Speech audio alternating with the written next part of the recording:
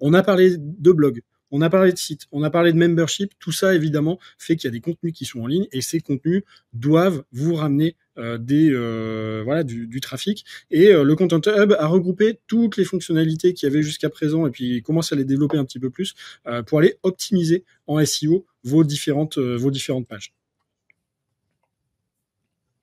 Donc, vous avez directement dans Contenu une partie SEO où vous pouvez analyser votre site. Donc, il vous met le nombre de pages analysées et HubSpot va vous mettre des recommandations.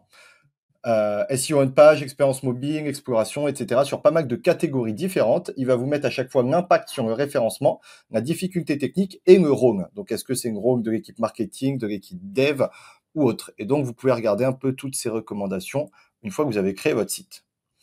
Vous avez aussi une partie analysée où vous avez des indicateurs un peu macro sur votre nombre de pages, impression totale, nombre de clics, position moyenne sur chaque. Et après, si vous descendez un peu, vous avez la même chose pour chacune de vos pages.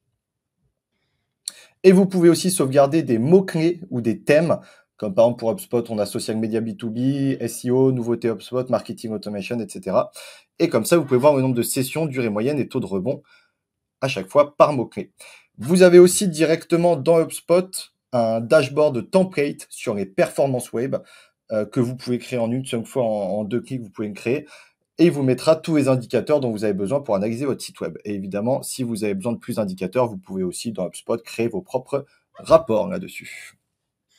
Voilà, donc finalement pas mal de fonctionnalités qui peuvent venir remplacer un SEMrush par exemple quand vous n'y avez pas forcément accès.